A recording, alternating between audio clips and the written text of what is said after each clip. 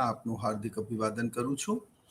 BECC 101ના આગામી સંસ્કરણમાં આજે આપણે એડમ સ્મિથની અર્થશાસ્ત્રની વ્યાખ્યા વિશે માહિતી મેળવીશું. એડમ સ્મિથને અર્થશાસ્ત્રના પિતા તરીકે પણ ઓળખવામાં આવે છે. વેસ્ટર્ન વર્લ્ડમાં ઇકોનોમિક્સમાં એમનું પ્રદાન અદ્વિતીય અને ખૂબ જ આગળ પડતું છે. એડમ સ્મિથની ધ વેલ્થ ઓફ નેશન જે પુસ્તક એમણે લખી, જેનું પૂરું નામ હતું an inquiry into the nature and causes of wealth of nation, તે અર્થશાસ્ત્રનું મૂળ પુસ્તક પણ કહેવાય છે. Whatever the economics you just learn in the past, whatever the economics you just learning right now, and whatever the economics you will be learn in the upcoming future, somewhere it's connected with the origin book written by the Adam Smith in 1776. Adam સ્મિથે આ પુસ્તકમાં અર્થશાસ્ત્રની પહેલી સૈદ્ધાંતિક વ્યાખ્યા આપી હતી. Adam સ્મિથનો જન્મ 1723માં થયો અને તેમની મૃત્યુ 17મી જુલાઈ 1790ના રોજ થઈ. એડમ સ્મિથને આધુનિક અર્થશાસ્ત્રના પિતામહ પણ માનવામાં આવે છે. એમણે સૌથી પહેલા લેઝસ ફેર એટલે શ્વેર વિહારી જે નીતિ હતી એની ભલામણ કરી હતી. તેમણે ફ્રી ટ્રેડની ભલામણ કરી હતી. તેમણે ઇન્ટરનેશનલ ટ્રેડની ભલામણ કરી હતી. એડમ સ્મિથ જ એક વ્યક્તિ હતા કે તેમના પહેલા અર્થશાસ્ત્રમાં જે બંધિયાર અર્થતંત્ર હતું અથવા તો એવું માનવામાં આવતું હતું કે જે ઇકોનોમી, જે અર્થતંત્ર પોતાને જોઈતી તમામ વસ્તુઓનું જાતે ઉત્પાદન કરી લે તે શ્રેષ્ઠ છે તેવું તેઓ માનતા હતા અને વિશ્વમાં તેવી માન્યતા હતી. પરંતુ એડમ સ્મિથે સર્વપ્રથમ એ માન્યતાને ચેલેન્જ કરી અને એમણે કીધું કે વિશ્વનું કલ્યાણ આંતરરાષ્ટ્રીય વેપારથી વધી શકે છે. એટલે કે જ્યાં સ્પેશિયલાઇઝેશન થશે, શ્રમનું વિભાજન થશે, ત્યાં આંતરરાષ્ટ્રીય સ્તર પર બે દેશોનું કલ્યાણ પણ વધશે અને કુલ ઉત્પાદનમાં પણ વધારો થશે. અને એમાં જ એડમ સ્મિથે આંતરરાષ્ટ્રીય વેપારમાં નિરપેક્ષ ખર્ચ લાભનો સિદ્ધાંત પણ રજૂ કર્યો, જે મુખ્ય અર્થશાસ્ત્ર વિષયના બીકોમના અને બીએના વિદ્યાર્થીઓ ભણતા હોય છે. તો મિત્રો, એડમ સ્મિથ જ એક વ્યક્તિ હતા જેમણે સ્વેર વિહારી જે નીતિ હતી એટલે કે લેઝસ ફેર એની ભલામણ કરી હતી. તેમણે કહ્યું હતું સર્વપ્રથમ કે માંગ અને પુરવઠાના પરિબળો દ્વારા અર્થતંત્ર આપોઆપ સમતુલામાં આવે છે અને એક અદ્રશ્ય હાથ ઇકોનોમીમાં ઓટો એડજસ્ટમેન્ટ કરે છે. જ્યારે અસમતુલા સર્જાય તો તે ટૂંકા ગાળાની ઘટના હોય છે, પરંતુ લાંબા ગાળે ફરી અર્થતંત્ર સ્થિરતામાં આવે છે અને આમ બજાર તંત્રીય માંગ અને પુરવઠાના પરિબળો દ્વારા લાંબે ગાળે અર્થતંત્ર પોતાની રીતે આપોઆપ સમતુલા સાધે છે. તો આ જે વાત છે એ એડમ સ્મિથે સર્વપ્રથમ કરી અને એટલા જ માટે તેમને મોડર્ન ઇકોનોમિક્સના ફાઉન્ડર પણ કહેવામાં આવે છે. સ્વેર વિહારી અને ફ્રી ટ્રેડની તેમણે એડવોકેટ કરી, એમની ભલામણ કરી. ધ વેલ્થ ઓફ નેશન પુસ્તક જે તેમણે લખ્યું તેને અર્થશાસ્ત્રનું મૂળ પુસ્તક પણ કહેવાય છે. જીડીપીનો ખ્યાલ આપનાર સર્વપ્રથમ જે અર્થશાસ્ત્રી હતા તે એડમ સ્મિથ હતા. આમ રાષ્ટ્રીય આવક અને તેની ગણતરીના સંદર્ભમાં પણ તેમનું પ્રથમ સોપાન હતું. ત્યારબાદ પછી એમાં પીગુ, માર્શલ, ફિશર અને કાર્લોર જેવા અર્થશાસ્ત્રીઓએ આગળ પોતાનું પ્રદાન કર્યું હતું. તેમની અર્થશાસ્ત્રની વ્યાખ્યા જે તેમણે કરી તેનો સારાંશ જો આપણે મેળવીએ તો તે વેલ્થ ઓરિએન્ટેડ ડેફિનેશન હતી. એટલે કે અર્થશાસ્ત્ર સંપત્તિલક્ષી શાસ્ત્ર છે તેવું તેમણે કહ્યું હતું.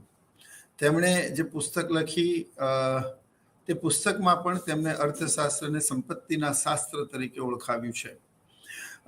First classical definition of economics given by Adam Smith એટલે કે ક્લાસિકલ ઇકોનોમિક્સમાં તેમનો ખૂબ જ મોટો ફાળો રહ્યો છે. આજના આ પ્રશ્નનું ફોર્મેટ છે ઇન્ટ્રોડક્શન, ડેફિનેશન, કેરેક્ટરિસ્ટિક્સ, લિમિટેશન્સ અને કન્ક્લુઝન. મિત્રો, આપણે બધા જાણીએ છીએ, સમજીએ છીએ, અર્થશાસ્ત્ર વિશે અલગ અલગ અર્થશાસ્ત્રીઓએ પોતાની અલગ અલગ વાત કહી છે. તેમાં સૌથી પહેલા એડમ સ્મિથે અર્થશાસ્ત્રને economics is science of wealth, એટલે કે અર્થશાસ્ત્ર તે સંપત્તિનું શાસ્ત્ર છે તેવું કહ્યું. આ વ્યાખ્યા તેમણે 1776માં તેમના લખેલા પુસ્તક ધ વેલ્થ ઓફ નેશન, જેનું પૂરું નામ an inquiry into the nature and causes of wealth of નેશનમાં રજૂ કરી. એડમ સ્મિથે પોતાની વ્યાખ્યામાં એવું કહ્યું કે અર્થશાસ્ત્ર એ સંપત્તિનું શાસ્ત્ર છે. સંપત્તિનું શાસ્ત્ર છે ઇન ધ સેન્સ કે કોઈ પણ અલ્ટિમેટ શાસ્ત્રની જેનું જે અંતિમ ધ્યેય છે તે ધ્યેય સંપત્તિમાં વધારો કરવાનું છે. રાષ્ટ્રની સંપત્તિ કઈ રીતે વધે, તેની રાષ્ટ્રીય આવકમાં કેવી રીતે વધારો થાય, તેના વિશે તેમણે વાત કરી હતી. પરંતુ અર્થશાસ્ત્રના સંદર્ભમાં આગળ જતા 1890માં માર્શલ અને તેમના અનુયાયીઓએ એવું કહ્યું કે કોઈ પણ શાસ્ત્ર હોય પણ એનો અંતિમ ધ્યેય તો માનવ જ હોવો જોઈએ, સંપત્તિ નહીં. મિત્રો, રોટલી સોનાની હોય પણ તે ખવાય નહીં. અને એટલા જ માટે the ultimate goal of any science must be to upliftment of the welfare or the standard of the living of the society. And that's why લોકોને એવું લાગ્યું કે એડમ સ્મિથની આ વ્યાખ્યા હ્યુમન ઓરિએન્ટેડ નથી, આ સંપત્તિ ઓરિએન્ટેડ એટલે કે વેલ્થ ઓરિએન્ટેડ છે. અને એટલા જ માટે એની ટીકા કરતા માર્શલે અર્થશાસ્ત્રની એક નવી વ્યાખ્યા 1890માં પોતાના લખેલા પુસ્તક ધ પ્રિન્સિપલ ઓફ ઇકોનોમિક્સમાં આપી, જેમના મતે અર્થશાસ્ત્ર એ કલ્યાણલક્ષી શાસ્ત્ર છે અને જેનું અંતિમ ધ્યેય એ માનવ કલ્યાણ, તેની સુખાકારીમાં વધારો કરવાનું છે. રોબિન્સ નામના અર્થશાસ્ત્રીએ ત્યારબાદ અર્થશાસ્ત્રની અછતલક્ષી વ્યાખ્યા આપી 1931-32માં તેમના લખેલા પુસ્તક an essay on the nature and significance of economics. રોબિન્સે એવું કહ્યું કે અર્થશાસ્ત્ર એક બહુ જ પ્રોફેશનલ સબ્જેક્ટ છે. એને પ્રેમ, માયા, મમતા, કરુણા, લાગણી, દયા આની સાથે કોઈ સંબંધ નથી. It is very professional subject which is absolutely money oriented or we can say profit oriented. એટલે જે માર્શલે વાત કરી છે તે વાત વધારે પડતી કલ્યાણલક્ષી છે, હ્યુમન ઓરિએન્ટેડ છે, દેટ્સ ફાઇન. પણ વધારે પડતા ઇમોશન્સથી અર્થશાસ્ત્ર જોડાયેલું નથી. અર્થશાસ્ત્ર માત્ર ને માત્ર નફાની વાત કરે છે, તે નાણાકીય વ્યવહારોની વાત કરે છે. અને એટલા જ માટે તેમણે 1931-32માં પોતાની એક નવી વ્યાખ્યા આપી અને તે વ્યાખ્યા હતી અર્થશાસ્ત્રની અછતલક્ષી વ્યાખ્યા. તેમણે કહ્યું કે માનવીય જરૂરિયાતો અનંત અને અમર્યાદિત છે, જ્યારે તેને સંતોષવાના સાધનો કોઈ પણ રાષ્ટ્રમાં મર્યાદિત છે. તો અમર્યાદિત જરૂરિયાતોને મર્યાદિત સાધનો વડે કઈ રીતે સંતોષી શકાય એનો અભ્યાસ કરતા શાસ્ત્રને જ અર્થશાસ્ત્ર કહેવામાં આવે છે. હવે અર્થશાસ્ત્ર વિશે આ જે વ્યાખ્યા એમણે આપી, ત્યારબાદ અર્થશાસ્ત્રની આધુનિક વ્યાખ્યા એ પ્રોફેસર સેમ્યુલ્સને આપી. અને પોલ સેમ્યુલ્સને એવું કહ્યું કે અર્થશાસ્ત્રની આ વ્યાખ્યા એમાં દરેક અર્થશાસ્ત્રી ઇકોનોમિક્સની આ વ્યાખ્યા આપતા એ ભૂલી ગયો કે અર્થશાસ્ત્રનું મૂળ મંત્ર તો આર્થિક વૃદ્ધિ અને વિકાસની વાત કરવાનું છે. અર્થશાસ્ત્રની પ્રારંભિક અને મુખ્ય સમસ્યાઓનો ઉકેલ આપવાનું છે, જેમ કે ગરીબી છે, બેરોજગારી છે, વસ્તી વધારો છે, ફુગાવો છે, કિંમતમાં વધારો, મોંઘવારી છે. આની તો કોઈ વાત કરી જ નથી આ લોકોએ. Plus the ultimate goal of economics is how to increase the growth and development of the nation. દ્વિતીય વિશ્વયુદ્ધ બાદ જે પ્રોફેસર પોલ સેમ્યુલ્સને 1947માં તેમના લખેલા રિસર્ચ પેપરમાં આધુનિક વ્યાખ્યા આપી અને તે દ્વિતીય વિશ્વયુદ્ધ પછીના અર્થશાસ્ત્રીઓને સામાન્ય રીતે આધુનિક અર્થશાસ્ત્રીઓ કહેવામાં આવે છે. તો તેમણે અર્થશાસ્ત્રમાં જે દ્વિતીય વિશ્વયુદ્ધ પૂરું થયું અને તે પછી બ્રિટિશ કોલોનિયલ એરામાંથી મોટા ભાગના દેશો આઝાદ થયા, તે દેશો હવે અંગ્રેજોની ગુલામી બાદ ત્યારે તેમણે વિકાસ માટેના મરણીય પ્રયત્નો કર્યા. તેમનો એકમાત્ર ધ્યેય હતો how to increase the growth and development of the nation. તે સમયના દેશો છૂટથી વૃદ્ધિની જગ્યાએ વિકાસ અને વિકાસની જગ્યાએ વૃદ્ધિ શબ્દનો ઉપયોગ કરતા હતા. 52 દેશોના કરેલા અભ્યાસ બાદ એમણે એવું તારવ્યું કે ખરેખર ગ્રોથ અને ડેવલપમેન્ટ એ અલગ અલગ શબ્દો છે. અને ત્યારે વૃદ્ધિ અને વિકાસ જ્યારે ખૂબ પ્રકાશમાં આવ્યા ત્યારે સેમ્યુલ્સને પોતાની આ વ્યાખ્યા આપી કે અર્થશાસ્ત્રની જે મૂળ બાબતો છે, how to increase the growth, how to increase the economic development of the nation, એના વિશે તો કોઈ વાત જ નથી કરી. એટલે એમણે જે વ્યાખ્યા આપી એને આધુનિક વ્યાખ્યા પણ કહેવાય છે. એમણે અર્થશાસ્ત્રને વૃદ્ધિ અને વિકાસનું શાસ્ત્ર કહ્યું.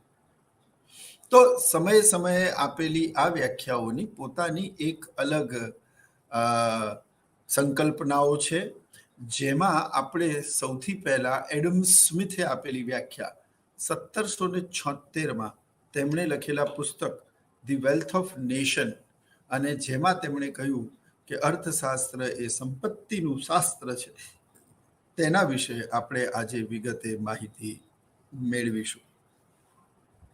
હવે એમની અર્થશાસ્ત્રની વ્યાખ્યા શું હતી? Economics is a science of the study of wealth only. હવે આ બહુ મહત્વની વાત છે, કારણ કે તેઓ એવું માનતા હતા કે ઇકોનોમિક્સ એ પ્યોર પ્રોફિટ ઓરિએન્ટેડ ઓર પ્રોફેશનલ સબ્જેક્ટ છે, અને એટલા માટે જ એમણે કીધું કે અર્થશાસ્ત્ર એ માત્ર ને માત્ર સંપત્તિનું શાસ્ત્ર છે અને સંપત્તિનો અભ્યાસ કરતું શાસ્ત્ર છે, જેનું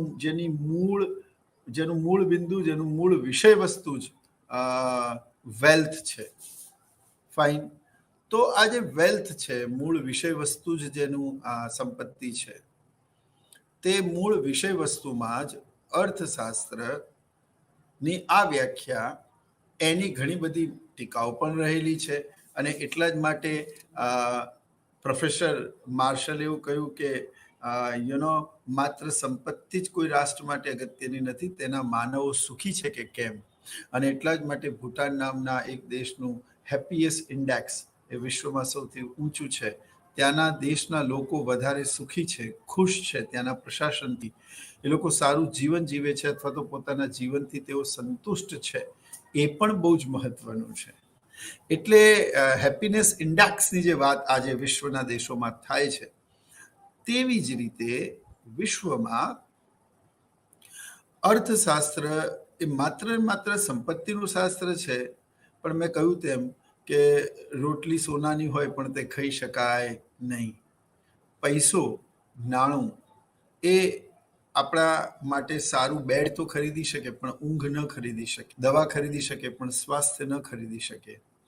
એટલે માનવીનું એકમાત્ર ધ્યેય અને કોઈ પણ રાષ્ટ્રનું એકમાત્ર ગોલ એ માત્ર ને માત્ર સંપત્તિ હોય તેવું માનવું જોઈએ નહીં. અને એટલા જ માટે પ્રોફેસર માર્શલે તેમના પુસ્તક ધ પ્રિન્સિપલ ઓફ ઇકોનોમિક્સમાં અર્થશાસ્ત્રને કલ્યાણલક્ષી શાસ્ત્ર તરીકે પણ ઓળખાવ્યું. તો એડમ સ્મિથની જે આ વ્યાખ્યા છે, એ વ્યાખ્યા છે કે economics is science of study of wealth only. એટલે આ સિવાય ઇકોનોમિક્સ બીજું કોઈ કાર્ય કરતું નથી. પણ આવું શક્ય નથી. અર્થશાસ્ત્રના કાર્યક્ષેત્રમાં બીજી બી ઘણી બધી બાબતો આવે છે જેનો અભ્યાસ અર્થશાસ્ત્ર કરે છે. હવે આ વ્યાખ્યામાંથી કઈ બાબતો ફલિત થાય છે?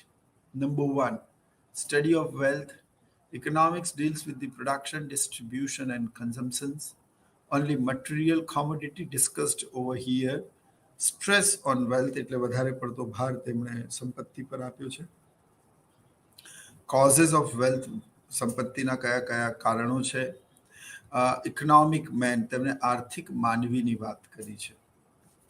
તો સૌથી પહેલા આપણે ચર્ચા કરીએ સ્ટડી ઓફ વેલ્થ.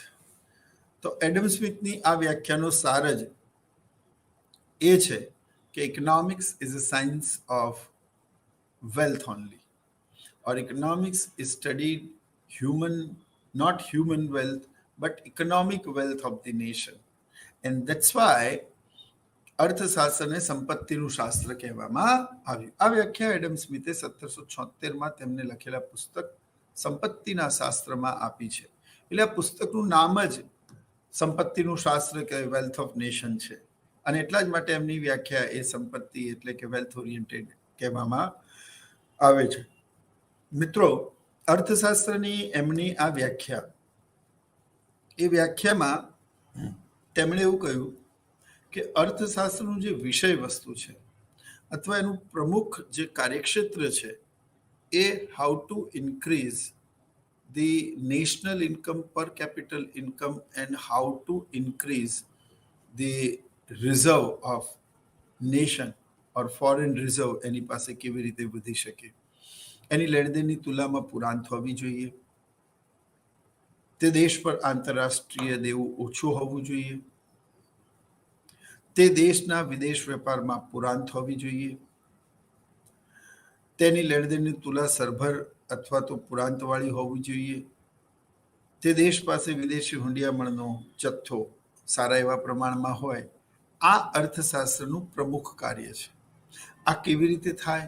તો તેના માટે એડમ સ્મિથે કહ્યું કે જે બંધિયાર અર્થતંત્રની વાત છે એના કરતાં તમે આંતરરાષ્ટ્રીય સ્તર પર મુક્ત વેપાર એટલે કે ફ્રી ટ્રેડની વાત કરો.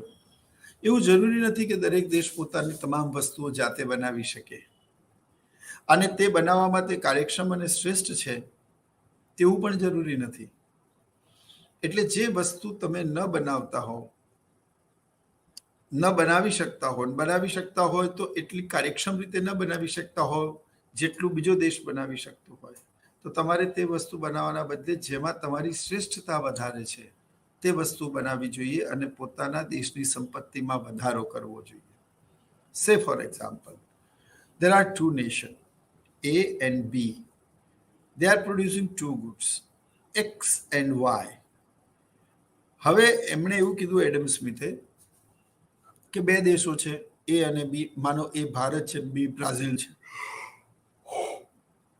હવે માની લો કે ભારત એ ચા બનાવવામાં વધારે શ્રેષ્ઠ છે અને બ્રાઝિલ એ કોફી બનાવવામાં વધારે શ્રેષ્ઠ છે. ચા અને કોફી બંનેનું ઉત્પાદન બંને દેશો કરે છે. 10 દિવસના શ્રમ બાદ ભારત પોતાના 100 એકમો અને શ્રમિકોને માંથી 50ને ચાના અને 50ને કોફીના ઉત્પાદનમાં રોકે છે. જેમાં 50 શ્રમિકો જે ચાના ઉત્પાદનમાં રોકાયેલા છે, ભારતની જમીન, આબોહવા અને ભારતનું જે ક્લાઇમેટ છે એ ટીને વધારે અનુકૂળ છે, અને એટલા જ માટે બાગાયત ખેતીમાં ચાની ખેતી ભારતમાં શ્રેષ્ઠ રીતે થાય છે, અને એટલા જ માટે ચાના જે બગીચાઓ છે એમાં કામ કરતા શ્રમિકોની કાર્યક્ષમતા કોફીમાં કામ કરતા શ્રમિકો કરતા શ્રેષ્ઠ છે. એટલે 10 દિવસના શ્રમ બાદ 50 શ્રમિકો ભારતમાં 40 કિલો ચાય અને 20 કિલો કોફીનું ઉત્પાદન કરે છે. જ્યારે બ્રાઝિલમાં આ રેશિયો ઊંધો છે. બ્રાઝિલનું ક્લાઇમેટ, ત્યાંની જમીન, આબોહવા તે કોફી કોકોના ઉત્પાદનમાં વધારે શ્રેષ્ઠ છે. એટલે ત્યાં 10 દિવસના શ્રમ બાદ 50 શ્રમિકો ચા અને 50 શ્રમિકો કોફીમાં રોકાયેલા છે, પરંતુ ચામાં રોકાયેલા શ્રમિકો માત્ર 20 કિલો ચા પણ કોફીનું 40 કિલોનું ઉત્પાદન કરે છે.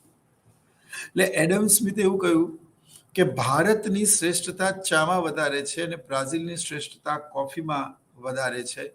તો instead of producing both of the goods, બંને વસ્તુ બનાવવાના બદલે ભારત માત્ર ચા બનાવે અને બ્રાઝિલ માત્ર કોફી બનાવે.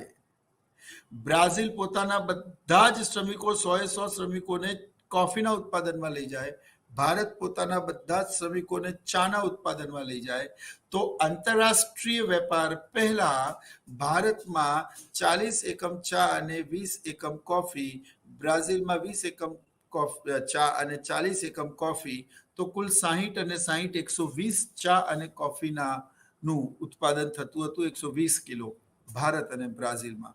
પણ હવે જ્યારે સ્પેશિયલાઇઝેશન થાય છે, and if India go with T only and Brazil with go with coffee only, and if India doing specialization in the production of tea and utilized all the labors in the production of tea only, and the Brazil doing the same thing in the coffee only, તો શું થાય કે 40 દુ double એટલે કે 80 એકમો ભારત ચાના બનાવે છે, કોફીના ડેશ થાય છે.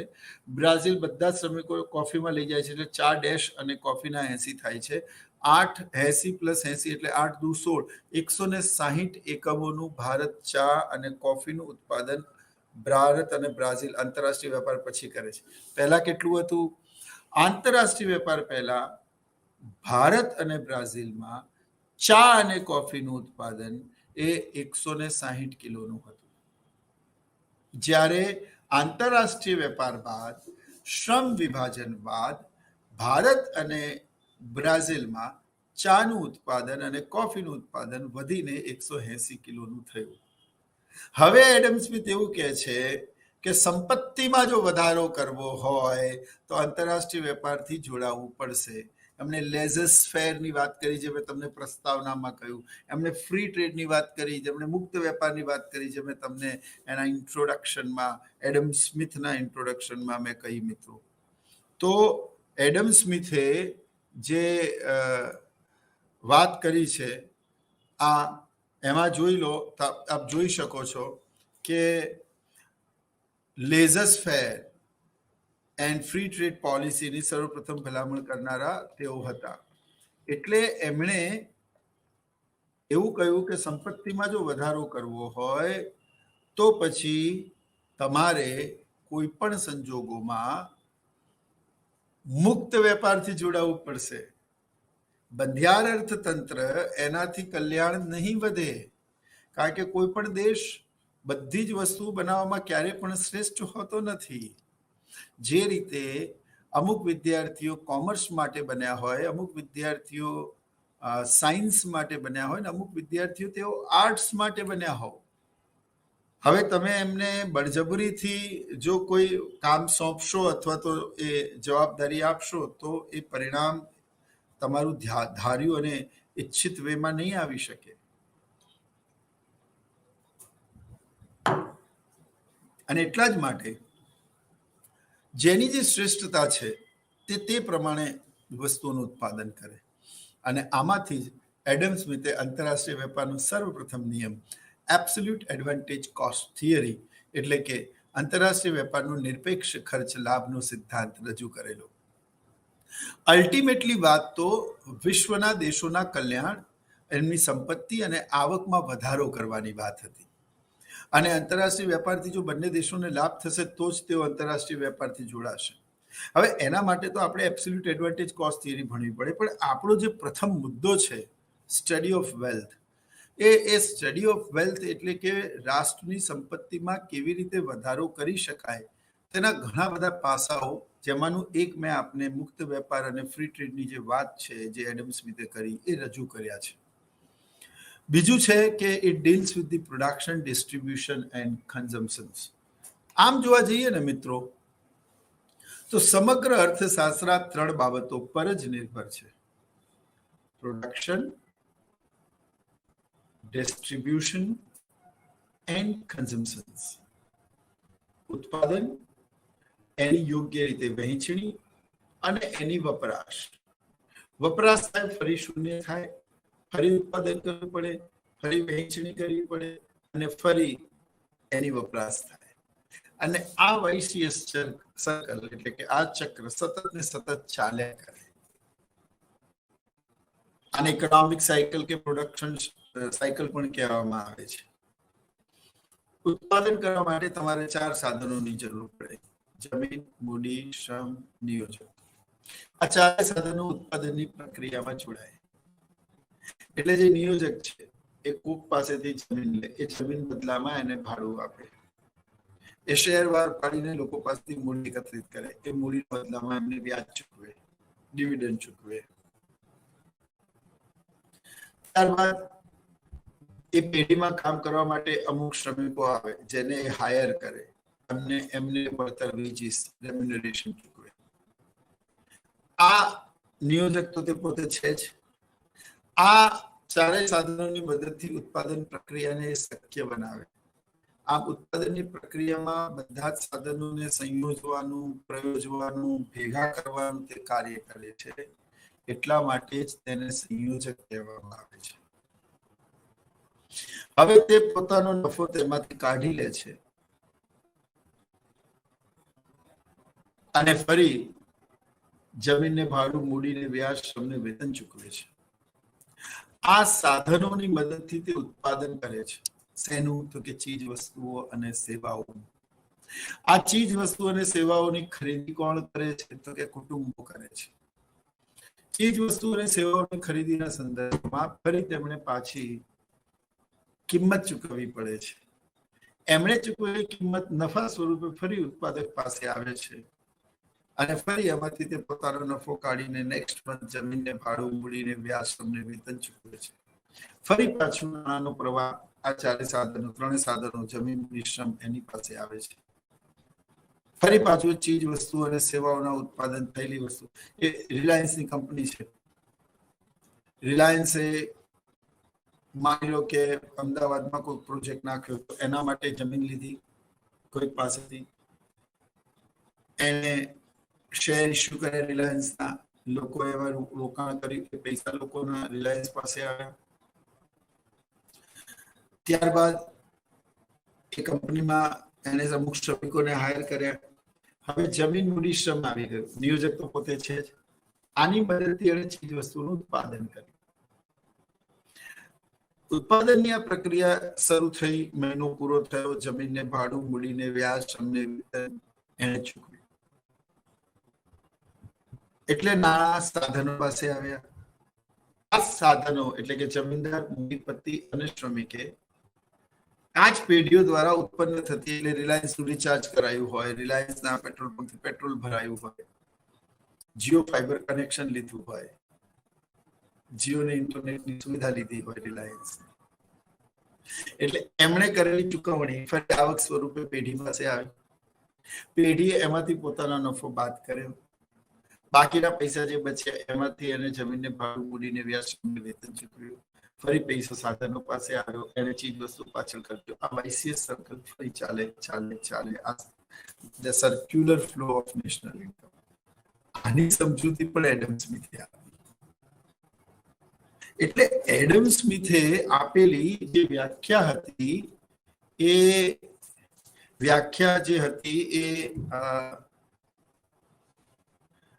એ વ્યાખ્યામાં એમણે ખાસ ઉત્પાદન, વહેંચણી અને કન્ઝમ્પશનની વાત કરી છે.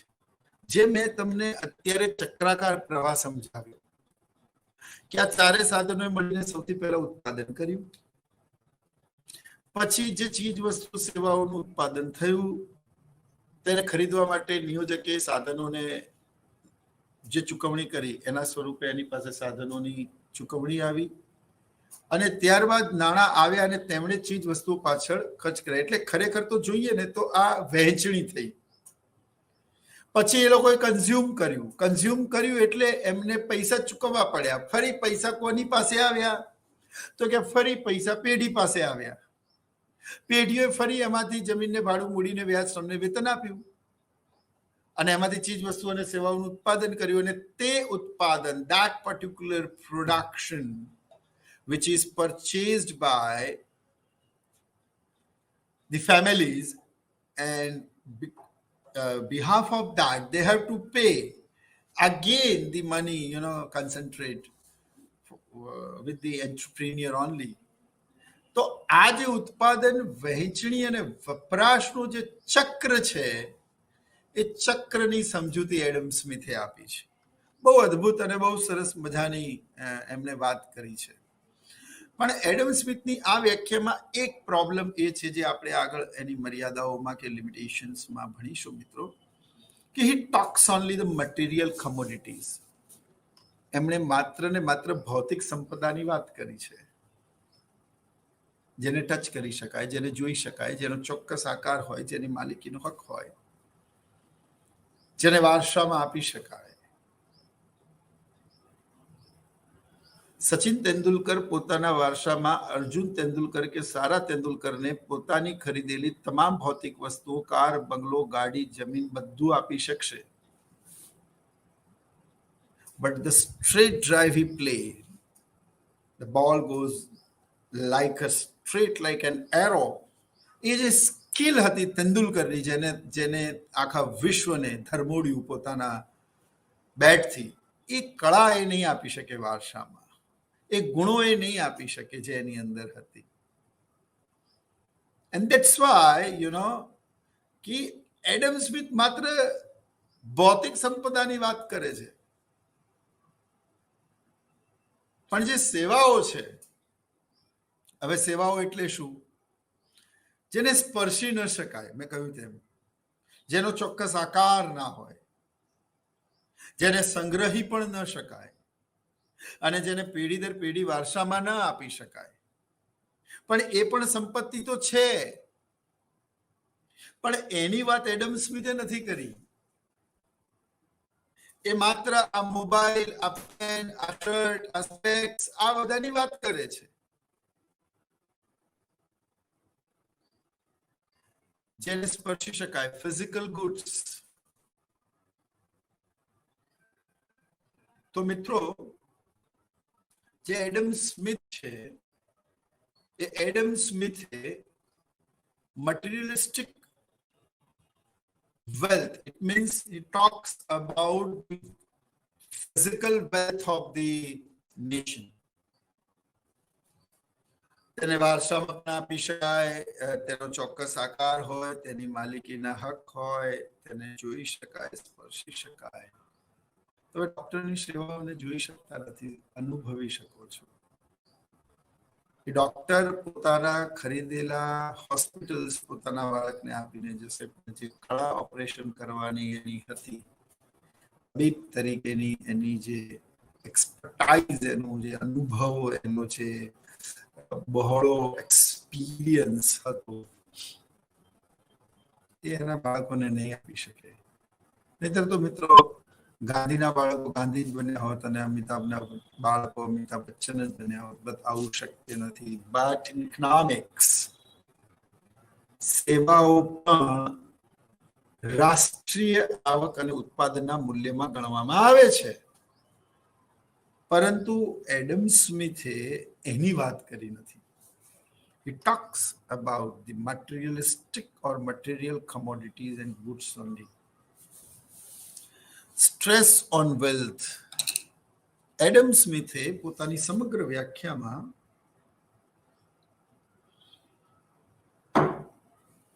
માત્ર ને માત્ર સંપત્તિ પર વધારે પડતો ભાર આપ્યો છે.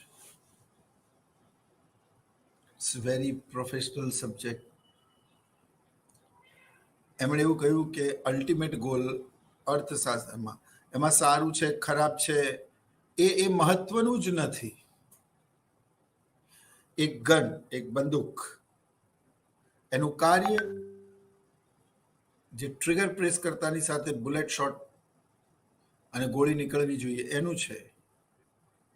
પછી ગોળી માણસને વાગે છે કે એના દ્વારા ટાર્ગેટ હાંસિલ કરવામાં આવે છે, એનાથી કોઈ મતલબ નથી. પરંતુ યાદ રાખો, એ જ બંદૂક જો એક ટેરરિસ્ટના હાથમાં છે તો એ અનિષ્ટ છે, અને એક સૈનિકના હાથમાં છે તો એ સુરક્ષાનું પ્રતીક છે. તો એડમ સ્મિથે એવું કહ્યું કે એ સંપત્તિથી સમાજની અને માનવની કલ્યાણની અને બીજી કોઈ પણ બાબતની જો ભાવનાઓ અને એના સાથે અર્થશાસ્ત્ર નિસ્બત નથી રાખતું. અને એટલા જ માટે એડમ સ્મિથની આ વ્યાખ્યાની ટીકા એ પ્રોફેસર માર્શલે કરેલી, અને એમણે મટીરિયલિસ્ટિક ડેફિનેશનથી દૂર જઈને વેલફેર ઓરિએન્ટેડ એટલે કે કલ્યાણલક્ષી વ્યાખ્યા આપેલી. એટલે એડમ સ્મિથે પોતાની સમગ્ર વાતમાં માત્ર ને માત્ર સંપત્તિની વાત કરી છે, માત્ર ને માત્ર વેલ્થની વાત કરી છે, એને કેવી રીતે વધારી શકાય એના રસ્તાઓ વિશે વાત કરી છે, ઉત્પાદન, કન્ઝમ્પશન્સ, ડિસ્ટ્રીબ્યુશનની વાત કરી છે, જીડીપીની વાત કરી છે, how to increase the national income of એની nation, how to increase the per capita income of the nation, એની વાત કરી છે. એમણે ગરીબી માટે, બેરોજગારી માટે, એમણે મોંઘવારી માટે ફુગાવા માટે, એમણે સસ્ટેનેબલ ડેવલપમેન્ટ માટે, જો કે તો મોડર્ન ઇકોનોમિક્સનો કન્સેપ્ટ છે, એના વિશે બહુ વાત નથી કરી. એટલે જે રીતે એક એડવોકેટ એટલે કે વકીલનું કામ પોતાના અશીલ એને બચાવવાનું હોય, એનું એડવોકેટિંગ કરવાનું હોય. ઘણા કિસ્સાઓમાં એ વકીલ ખુદ જાણતો હોય કે મારો અસીલ એટલે કે મારો મુવકીલ કે મારો આ ક્લાયન્ટ ગિલ્ટી છે. ઇન્સ્પાઇટ ઓફ ધેટ એનું કામ તો પોતાની પાસે આવેલા એ વ્યક્તિ જે એનો ક્લાયન્ટ છે એને બચાવવાનું છે. એડમ સ્મિથ પણ આ વાત ઉપર ભાર આપતા એવું કહ્યું કે નફો કમાવાથી જો કોઈનું અહિત થતું હોય તો એનાથી અર્થશાસ્ત્રને કોઈ લેવા દેવા નથી. ગરીબી, દયા, કરુણા આની ભાવનામાં એને પોતાની સંપત્તિ દાન કરી દેવી તો અર્થશાસ્ત્રમાં એવા આર્થિક વ્યવહારોનો અભ્યાસ થતો જ નથી. મેં કહ્યું તેમ એ પ્યોર પ્રોફેશનલ સબ્જેક્ટ છે ઇકોનોમિક્સ.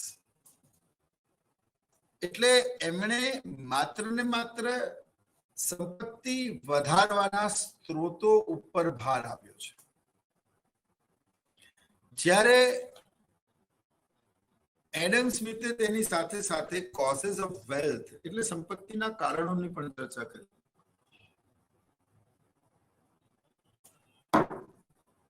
જેમ અગાઉ આપને કહ્યું કે આંતરરાષ્ટ્રીય વેપાર, મુક્ત વેપાર એના ઉપર ભાર આપવો, લેઝર ફેર બજાર તંત્ર પર ભાર આપવો, મૂડીવાદી ઉત્પાદન પદ્ધતિ, સરકારના હસ્તક્ષેપનો અભાવ, માંગ અને પુરવઠા દ્વારા આપોઆપ પરિબળોને ઓટો એડજસ્ટમેન્ટ તરફ લઈ જવા દેવા, એક અદૃશ્ય હાથ કામ કરે છે જેનાથી માંગ અને પુરવઠો સ્વયં સમતુલામાં આવી જાય છે. સરકારનું કાર્ય માત્ર કાયદો અને વ્યવસ્થા અને ન્યાયતંત્ર જાળવવા પૂરતું મર્યાદિત છે એવું એડમ સ્મિથે કહ્યું. લેટ ધેમ ડિસાઇડ. જંગલનો નિયમ છે, બળવાન પશુ નિર્બળનો શિકાર કરે છે. દરિયાનો, સમંદરનો નિયમ છે, મોટી માછલી નાની માછલીને ખાય છે. એટલે નાની માછલી મોટી ન થાય ત્યાં સુધી એને પોતાને બચાવીને રાખવાની વાત છે. અને અર્થશાસ્ત્રનો નિયમ છે, જે ગરજવાન સ્થિતિમાં હોય છે એનું શોષણ થાય છે. એડમ સ્મિથે બહુ કહ્યું કેવી રીતે બચાવી શકાય.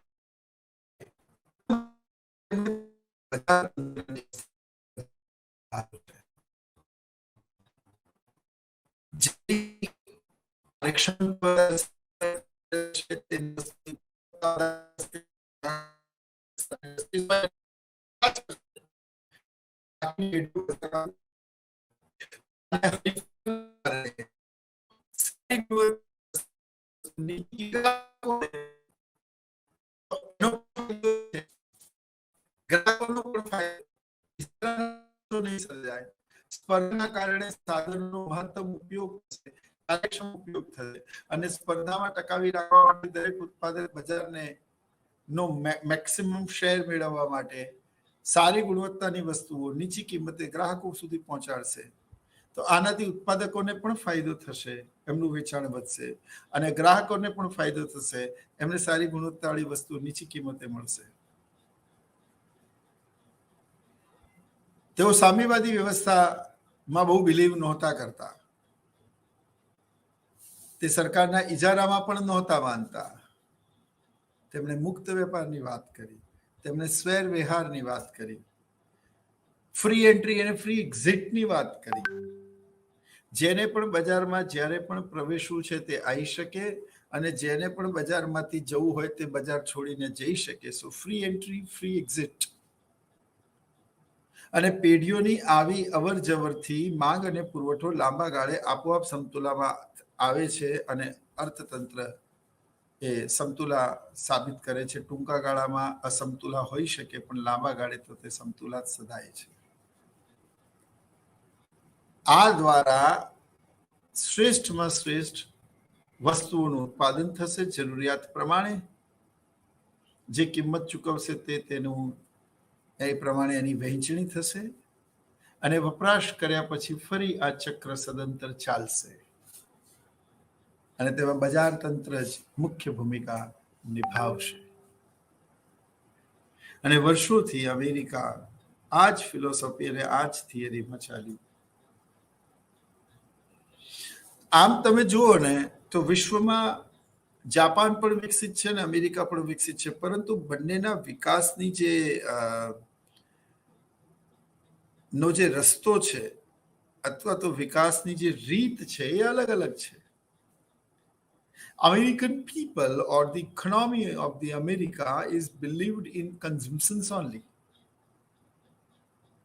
while the Japanese people and the society of the Japan believes in savings. હવે તમે જુઓ, અમેરિકામાં વીકલી સેલરી છે, આવર પર સેલરી છે.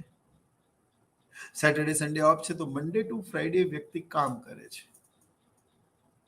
ફ્રાઈડે સાંજે અથવા તો સેટરડે મોર્નિંગમાં સેલરી લઈ અને સન્ડે નાઇટ સુધી એ સેલરી વપરાઈ નહીં જાય ત્યાં સુધી તે ખર્ચ કરે છે.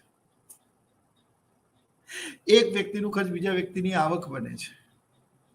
સરકારનું ખર્ચ અમારી, તમે ફીસ ભરી, તમારું ખર્ચે સરકારની આવક, સરકારનું ખર્ચે અમારી આવક, અમારું ખર્ચે એક્સની આવક, એક્સનું ખર્ચે વાયની આવક. આ રીતે અર્થતંત્ર ચાલે છે. ખર્ચ વધે છે. હું 2000 રૂપિયાનો ખર્ચ કરું છું ડીમાર્ટમાં જઈને, તેનો અર્થ એ થયો સામે હું 2000 ની વસ્તુની માંગ કરું છું. એટલે ખર્ચ વધશે તો માંગ વધશે, માંગ વધશે તો ઉત્પાદન વધશે, ઉત્પાદન વધશે તો રોજગારી વધશે, રોજગારી વધશે તો રાષ્ટ્રીય વધશે, રાષ્ટ્રીય વધશે તો દેશનો આર્થિક વિકાસ થશે. તો American economy is developed in like some way. તો અમેરિકન અર્થશાસ્ત્રમાં અને અમેરિકન અર્થશાસ્ત્રીઓ કન્ઝમ્પશન્સ પર વધારે ભાર મૂકે છે.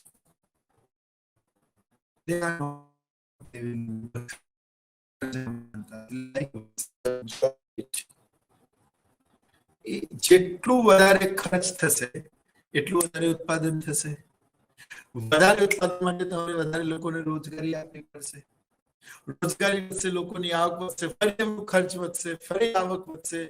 લોકોની આવકના સરવાળાને જ આપણે રાષ્ટ્રીય આવક કહેતા હોઈએ છીએ. રાષ્ટ્રીય આવક વધશે તો દેશનો આર્થિક વિકાસ થશે, તો અમેરિકન ઇકોનોમી ડેવલપ થઈ ગઈ. Now when we are talking about the Japanese economy, બહુ મહત્વની વાત કહું છું, તો આવકમાંથી જાપાનના લોકોએ સેવિંગ્સ કરે, ખર્ચ ન કરે, મિત્વી લાકડાના ઘરોમાં રહે, ઓછી જરૂરિયાતોમાં જીવનને સંતોષવામાં માને.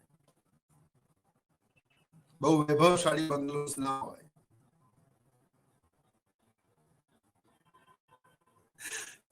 એટલે થાય શું? તો કે એ લોકો સેવિંગ્સ કરે. સેવિંગ્સ ક્યાં જાય? બેંકમાં જાય. બેંકની થાપણ વધે, બેંક એનું ધિરાણ કરે. જે વ્યક્તિ ધિરાણ કર્યું છે એનું મૂડીરોકાણ કરે. મૂડીરોકાણ વધે, ઉત્પાદન વધે, રોજગારી વધે, આવક વધે, રાષ્ટ્રીય વધે, દેશનો આર્થિક વિકાસ થાય. તો જાપાન પણ વિકસિત. પણ બંને દેશોના વિકાસની સંકલ્પનાઓ અલગ અલગ છે. અલ્ટિમેટલી રસ્તા વિકાસ સુધી જ જાય છે, પણ એની રીત અલગ અલગ છે. कभी रूप भला न बुरा बनाता है, नजर का फेर सभी गुण दोष दिखाता है, कीचड़ में भी कल दिखता है कोई, और किसी को चांद में भी दाग नजर आता है. So the way of development of the USA and Japan, it's absolutely different. અને એ એક કન્ઝમ્પશન બેઝ પર છે અને એક સેવિંગ્સ બેઝ પર છે. એડમ સ્મિથે એવું કહ્યું કે અર્થશાસ્ત્રમાં વપરાશ થવી જરૂરી છે. આગળ જતા જે પ્રોફેસર કેન્સે ધ જનરલ થિયરી નામક પુસ્તક 1936માં લખ્યું, તેમાં તેમણે વપરાશ વિધેયની વાત કરી. ખરેખર એનું મૂળ બીજ તો એડમ સ્મિથે 1776માં તેમની લખેલી પુસ્તકમાં ક્યાંક વાવી દીધેલું. તેમણે ઉત્પાદન, વહેંચણી અને વપરાશની વાત તો બહુ પહેલા કરી દીધી. અને વપરાશ વિધેય તે કેન્શિયન અર્થશાસ્ત્રનું એક ખૂબ જ મહત્વનું પ્રદાન માનવામાં આવે છે. That's why I told you before that whatever the economics you learned in the past, whatever the economics you're just learning right now, and whatever the economics you will be learning in the future, somewhere it's connected with the Wealth of Nation book, which is written by the Adam Smith in 1776. એટલે અર્થશાસ્ત્રના જે પારિભાષિક સંકલ્પનાઓ છે એ Adam સ્મિથે બહુ પહેલા discuss કરી. એટલે એમણે બજાર તંત્રની વાત કરી, એમણે સ્વેર વિહારની વાત કરી, એમને મુક્ત અવરજવરની વાત કરી, એમને મૂડીવાદી અર્થવ્યવસ્થાની વાત કરી, એમણે આંતરરાષ્ટ્રીય વેપાર અને શ્રમ વિભાજનની વાત કરી. અને આનાથી કોઈ પણ વિશ્વની સંપત્તિમાં વધારો થશે તેવું તેમણે કહ્યું. એટલે કોઝેસ ઓફ વેલ્થ. પછી આપણે ઇકોનોમિક મેનની વાત કરી. Now what you mean by economic man? આર્થિક માનવ કોને કહેવાય?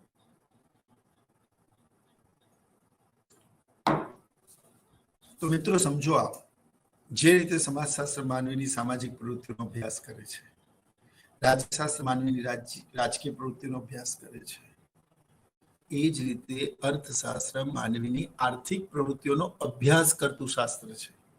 અને આર્થિક પ્રવૃત્તિઓ એટલે શું? જેમાં નાણું કેન્દ્ર સ્થાને હોય, જે સંપત્તિની એડમ સ્મિથે વાત કરી, જે નફાના ઉદ્દેશ્યથી કરવામાં આવતી હોય. હું આપને અહીંયા ભણાવું છું, આપે ફીસ ભરી છે, આપ ઇગ્નુના વિદ્યાર્થી છો, મને અહીંયા ભણાવવાના પૈસા મળે છે, તો તમારો મારો સોદો એ સ્વાર્થને વરેલો છે અથવા તો ક્યાંક ને ક્યાંક યુટિલિટી એન્ડ પ્રોફિટથી કનેક્ટેડ છે. તો આ પ્રવૃત્તિ આર્થિક છે. પણ હું કોઈ સેવાકીય સંસ્થામાં જોડાયેલો હોઉં અને ગરીબ બાળકોને વગર કોઈ પણ વળતર મેળવે ભણાવું. ઉડાન નામની એક સંસ્થાની સાથે અમે જોડાયેલા છીએ અને તેમાં યુપીએસસી જીપીએસસીની તૈયારી કરનારા વિદ્યાર્થીઓને અર્થશાસ્ત્ર ભણાવવાનો અમૂલ્ય ફાળો પણ મને સૌભાગ્ય પણ મળ્યું. બટ એના માટે અમે રકમ ના લીધી. તો એ વ્યવહાર અર્થશાસ્ત્રમાં આવતો નથી. આર્થિક માનવ હંમેશા રેશનલ બિહેવિયર કરે છે. તે ઓછામાં ઓછા પૈસા આપી વધારેમાં વધારે વસ્તુ કેવી રીતે મેળવી શકાય અને ગ્રાહક તરીકે પોતાના સંતોષમાં, યુટિલિટીમાં, સેટિસ્ફેક્શનમાં કેવી રીતે વધારો કરી શકાય તેના વિશે વિચારે છે. ઓન ધી અધર હેન્ડ, જે સેલર છે, જે પ્રોડ્યુસર છે, જે વેપારી છે, જે વિક્રેતા છે, એ એવું વિચારે છે કે હું આની પાસેથી વધારે વધારે પૈસા મેળવું અને આને ઓછામાં ઓછી વસ્તુ આપું અને મારા નફાને મહત્તમ કરું. આ બંને આર્થિક માનવીની વિચારધારા છે. અને આનું શ્રેષ્ઠ ઉદાહરણ જો તમારે સમજવું હોય તો તમે કદાચ ક્યારે પણ તમારી માતાને, તમારી મધરને તમે શાકભાજી લેતા જોઈ હોય અને એ શાકભાજી વેચનાર અને તમારી મધર વચ્ચેનો જે વ્યવહાર, જે સંવાદ છે, it is the best example of rational economic activity. આર્થિક માનવીનું શ્રેષ્ઠ ઉદાહરણ છે. જ્યારે શાકભાજી વાળો કહે છે કે 40 રૂપિયા કિલો ટમાટર છે, ટામેટા છે, then your mother said, તમે સાથે હોવ, તમને એમ્બેરેસિંગ ફીલ થાય ઘણી વખત કે આ ગામમાં 30 રૂપિયામાં મળે છે. ભલે ગઈ નથી, ભલે એને પૂછ્યું નથી, but argument. On the other hand, પેલો આટલા સવારથી આટલા 45-50 રૂપિયા સુધી વેચી છે, આ છેલ્લો લોટ છે એટલે 40 રૂપિયા રાખ્યા છે, તમે લઈ લો. And then you say, મમ્મી લપ કર્યા વગર લઈ લે ને. And then your mother told you, એ તમને એવું કહેતી હશે કે તને ઘર બાંધતા આવડતું નથી, 5 રૂપિયાની તને વેલ્યુ નથી, જો હમણાં પાછો બોલાવશે, એમ કરીને તમારો હાથ પકડીને ચાલવા માંડે છે. અને ખરેખર પેલો દુકાનદાર બોલાવે છે કે બેન પાછા આવો, ચલો 35 લઈ જાઓ. And that time your mom said, જોયું એને 5 રૂપિયા ઓછા કર્યા. હજી આ આર્થિક વ્યવહાર, આર્થિક માનવીની જે વાત છે એ પૂરી નથી થઈ. હવે વજન જ્યારે કરીએ, 1 કિલો ટામેટા લઈએ, ત્યારે પેલું દુકાનદાર એક ટામેટો કાઢશે વજનમાંથી, ત્રાજવામાંથી, તો આ 1-2 ટામેટા પાછા નાખશે. એ વજન કરીને આપશે ત્યારે એવું કહેશે કે આના ઉપર લીલો મસાલો પણ આપો, કોરિએન્ડર, કોથમીર એ પણ આપો. That is the economic man. And moreover, જ્યારે તમે એ શાકભાજી લઈને સોસાયટીમાં એન્ટર થાવ છો, સામે કોઈ બીજી પાડોશી મહિલા મળે છે ને એવું પૂછે છે કે ટામેટા શું ભાવ લઈને આવ્યા, ત્યારે સામેની મહિલા એવું કહે છે કે હું 40 રૂપિયા કિલો લઈને આવી. And at that time your mother, delight like a child, અને એવું કહે છે કે જોયું 35 રૂપિયામાં લઈ. એ 5 રૂપિયા ઓછા આપ્યાનો જે આનંદ છે એ કદાચ સલમાન ખાનને પોતાની બોક્સ ઓફિસ પર 1000 રૂપીઝનો 1000 કરોડ રૂપીઝનો બિઝનેસ કર્યા પછી પોતાની ફિલ્મનો આનંદ સલમાન ખાનને નહીં થયો હોય એટલો 5 રૂપિયાનો નફો મેળવવાથી આપની મધરને થયો. એ આર્થિક માનવી હંમેશા ઓછામાં ઓછા પૈસા આપીને વધારેમાં વધારે વસ્તુઓ મેળવી પોતાના સંતોષને કેવી રીતે મહત્તમ કરી શકાય તેના વિશે વિચારે છે. જ્યારે વેચનાર તેને ઓછામાં ઓછા એકમો આપી તેની પાસેથી વધારેમાં વધારે પૈસા મેળવી પોતાના નફાને મહત્તમ કેવી રીતે કરી શકાય તેના માટે સતત ચિંતનશીલ કાર્યરત રહે છે. આ આર્થિક માનવીની નિશાની છે. અર્થશાસ્ત્ર ગાંડાઓનો અભ્યાસ કરતું નથી અને દયા, લાગણી, પ્રેમ, માયા, મમતાથી આપી દીધેલું મફતમાં એવા વ્યવહારોનો અર્થશાસ્ત્ર અભ્યાસ કરતું નથી. આર્થિક વ્યવહારો, આર્થિક માનવ, તાર્કિક, તર્કસંગત, રેશનલ બિહેવિયરની વાત કરવામાં આવે છે.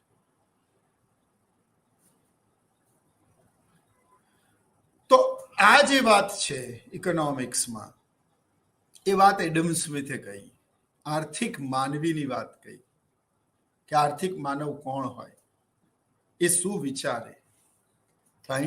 પણ એડમ સ્મિથની મિત્રો આ વ્યાખ્યાની જે આપણે સંકલ્પના સમજી, પણ એની સિક્કાની બીજી બાજુ પણ જોવી મહત્વની છે. એડમ સ્મિથની આ વ્યાખ્યાની ઘણી બધી મર્યાદાઓ પણ છે અને એ મર્યાદાઓ, લિમિટેશન્સ ને ક્રિટિસિઝમ પણ કહેવામાં આવે છે. સૌથી પહેલા એડમ સ્મિથની આ વ્યાખ્યા તે વેલ્થ ઓરિએન્ટેડ છે. વેલ્થ ઓરિએન્ટેડનો મતલબ એવો થાય કે આ વ્યાખ્યા એ માત્ર સંપત્તિને ધ્યાનમાં રાખે છે, માનવને નહીં. અને મેં તમને કહ્યું, કોઈ પણ મોડર્ન સાયન્સનો અલ્ટિમેટ ગોલ એ માનવ કલ્યાણમાં વધારો કરવાનો હોવો જોઈએ. સંપત્તિ સર્વસ્વ નથી. पैसा बहुत कुछ होता है पर पैसा सब कुछ नहीं होता है. એટલે માનવીની સુખાકારી, તેના કલ્યાણની વાત કરવી જોઈએ, સમાજની વાત કરવી જોઈએ, તેના અપલિફ્ટમેન્ટની વાત કરવી જોઈએ. એડમ સ્મિથ એવું માનતા હતા કે બધું જ કલ્યાણ, બધું જ અપલિફ્ટમેન્ટ માત્ર ને માત્ર પૈસાના કારણે આવે છે, જે સદંતર સત્ય નથી. એટલે એની વ્યાખ્યાની આ સૌથી પહેલી મર્યાદા એ હતી કે તેમને માનવ કલ્યાણને ધ્યાનમાં રાખ્યું નથી.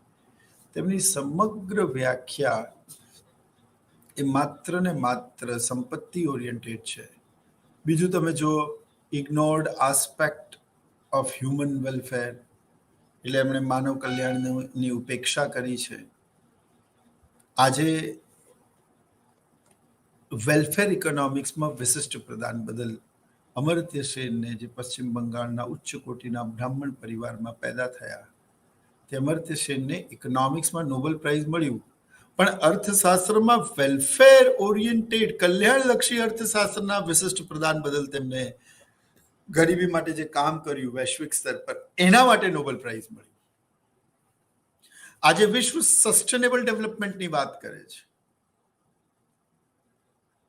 જેટલો હક ભારતની નૈસર્ગિક સંપદા પર તમારો અને મારો નાગરિક તરીકે છે, એટલો અનબોર્ન જનરેશનનો પણ છે.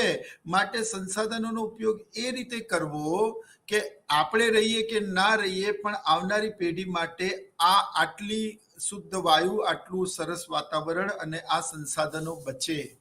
એટલે તમે 10 ઝાડ કાપો તો સામે 100 ઝાડ લગાવો, જેથી કરીને આપણે રહીએ કે ના રહીએ, પણ આવનારી પેઢી માટે વૃક્ષો ચોક્કસ રહે. એ સસ્ટેનેબલ ડેવલપમેન્ટની વાત, માનવ કલ્યાણની વાત, હજી સુધી નહીં જન્મેલી પેઢીઓની ચિંતા કરવાની વાત એ એડમ સ્મિથે નથી કરી. મોડર્ન ઇકોનોમિક્સની દેન છે. વૈશ્વિક સ્તર પર ગરીબી કેવી રીતે ઘટાડી શકાય, માનવ કલ્યાણમાં કેવી રીતે વધારો કરી શકાય. તો આમે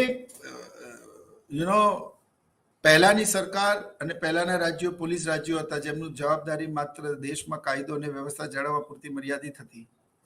પરંતુ દ્વિતીય વિશ્વયુદ્ધ બાદ જ્યારે બ્રિટિશ કોલોનિયલ એરામાંથી મોટા ભાગના દેશો જ્યારે આઝાદ થયા, ત્યારે વર્ષો સુધી તેમના અર્થતંત્રનું શોષણ થયું. બ્રિટિશરો તો જતા રહ્યા, પણ પાછળ છોડતા ગયા એક ગરીબીમાં સબળતું, બેરોજગારી અને મોંઘવારીથી પ્રભાવિત થયેલું એક એવું અર્થતંત્ર જેને વિશ્વએ ભારત વર્ષ અથવા તો હિન્દુસ્તાન કે ઇન્ડિયા તરીકે ઓળખ્યું. એટલે પછી ગરીબી દૂર કરવી, આર્થિક વૃદ્ધિ અને વિકાસમાં વધારો કરવો એ અલ્ટિમેટ ગોલ બન્યા કોઈ પણ રાષ્ટ્ર માટે. વૈશ્વિક સ્તરે હવે સરકારનું કાર્યક્ષેત્ર બદલાયું. હવેની સરકાર એ પોલીસ રાજ્ય નથી, પણ કલ્યાણલક્ષી રાજ્ય છે, જેનું કાર્ય દેશની રાષ્ટ્રીય અને માથાદીઠ આવક અને આર્થિક વિકાસમાં વધારો કરવાની સાથોસાથ ગરીબી કેવી રીતે ઘટે, બેરોજગારી કેવી રીતે ઘટે, વધતી વસ્તીને કઈ રીતે નિયંત્રિત કરી શકાય, બેઘરોને અને નિર્વાસિતોને આશ્રય કેવી રીતે આપી શકાય, કઈ રીતે ગરીબો સુધી સરકાર પોતાની યોજનાના લાભો પહોંચાડી શકે, સિનિયર સિટીઝનની સુરક્ષાની વાત, મહિલાઓની સુરક્ષાની વાત, બાળકોના ભરણ પોષણની વાત, દરેકને શિક્ષાની વાત, ન્યાયની વાત, દરેક વ્યક્તિને સમાન હકોની વાત હવે આ સરકાર વિચારે છે. પહેલાના જમાનામાં તો કાયદો અને વ્યવસ્થા જાળવવી અને બાહ્ય આક્રમણ સામે પ્રજાનું રક્ષણ કરવું આ સુધી મર્યાદિત હતી. લોકો પોતાનું જીવન પોતાની રીતે જીવતા હતા. પણ જે રીતે ઘરમાં મા બાપ હોય, એ રીતે રાષ્ટ્રમાં સરકાર હોય. આ સમગ્ર રાજ્ય એના બાળકો છે અને તેના રહેતા નાગરિકોના ભવિષ્ય વિશે વિચારવું, તેમનું જીવન ધોરણ પહેલા કરતા શ્રેષ્ઠ બનાવવું, તે સરકારની જવાબદારી છે. સરકાર આપણી પાસેથી કર ઉઘરાવે છે અને માટે સારી સેવાઓ પૂરી પાડવી, સારી રોડ રસ્તા પૂરા પાડવા, સુરક્ષા પ્રદાન કરવી, સભ્યતા અને માનવ કલ્યાણમાં વધારો કરવો એ જવાબદારીનું કાર્ય છે. એટલે સરકારનું કાર્યક્ષેત્ર વધ્યું એટલે જાહેર ખર્ચમાં પણ વધારો થયો. એટલે જ આજે વિશ્વમાં કોઈ પણ દેશ ઉપર દેવું હોય તો તે અનિષ્ટ માનવામાં નથી આવતું. એનો બીજો સંવાદ એવો પણ લેવામાં આવે છે કે જો દેવું છે તો એ દેશ આર્થિક વિકાસ માટે કાર્યો કરે છે, એ મેટ્રો રેલ, બુલેટ ટ્રેન ચલાવી રહ્યું છે, તે ગરીબો બેરોજગારો પાછળ ખર્ચ કરી રહ્યું છે. જો પુરાંત હોય અથવા તો સરભર હોય, એનો અર્થ એ થયો કે વિકાસના કાર્યો થઈ નથી રહ્યા, યોજનાઓ ઘડાઈ નથી રહી. Are you getting what I am saying? જો બધી યોજનાઓથી કાપ મૂકી દેવામાં આવે તો અત્યારે બજેટ સરપ્લસ થઈ જાય. બટ એવું નથી. અમેરિકા જેવા દેશ ઉપર પણ દેવું છે અને આધુનિક અર્થશાસ્ત્રમાં એને અનિષ્ટ માનવામાં આવતું નથી. તો માનવ કલ્યાણ આ વ્યાખ્યા વેલફેર ઓરિએન્ટેડ નથી. માનવ કલ્યાણની વાત નથી. માત્ર ને માત્ર સંપત્તિની વાત છે મિત્રો. Material aspects definition only consideration of the physical goods and wealth. મેં કહ્યું તેમ ડોક્ટરની સેવાઓ, વકીલની સેવાઓ, શિક્ષકની સેવાઓ, સાયન્ટિસ્ટ અને એન્જિનિયરની સેવાઓ, ટ્રાન્સપોર્ટેશન, કમ્યુનિકેશન, હેલ્થ, આ બધું જ સેવાઓમાં આવે છે. અને આના દ્વારા ઉત્પન્ન થયેલી સેવાઓનું મૂલ્ય રાષ્ટ્રીય આવકમાં ગણવામાં આવે છે, પણ એ સેવાઓ વિશે એડમ સ્મિથે વાત કરી નથી. That is the big problem. You cannot imagine your nation without the doctor, without the scientist, without the teacher, without the educationalist. And that important clue missed by the Adam Smith. He talks only about the physical goods. એમણે અછતની વાત કરી નથી, એટલા માટે રોબિન્સે અછતલક્ષી માનવ અર્થશાસ્ત્ર એ અછતલક્ષી અને પસંદગીનું શાસ્ત્ર છે. એમણે મેં કહ્યું તેમ બેરોજગારી, ગરીબી અને ગ્રોથ એન્ડ ડેવલપમેન્ટની વાત નથી કરી. તો આ એડમ સ્મિથની વ્યાખ્યાઓની મિત્રો મર્યાદા છે. I hope you all enjoying the lecture. અને અર્થશાસ્ત્રની એડમ સ્મિથની આ વ્યાખ્યામાં મેં ઘણા બધા આર્થિક પાસાઓ અને સંકલ્પનાઓની ચર્ચા કરી છે. આ જ રીતે આપણે આવતા લેક્ચરમાં ફરી મળીશું મિત્રો. ત્યાં સુધી આપ સૌને ડૉક્ટર વિનોદ મીના તરફથી જય હિન્દ, નમસ્કાર.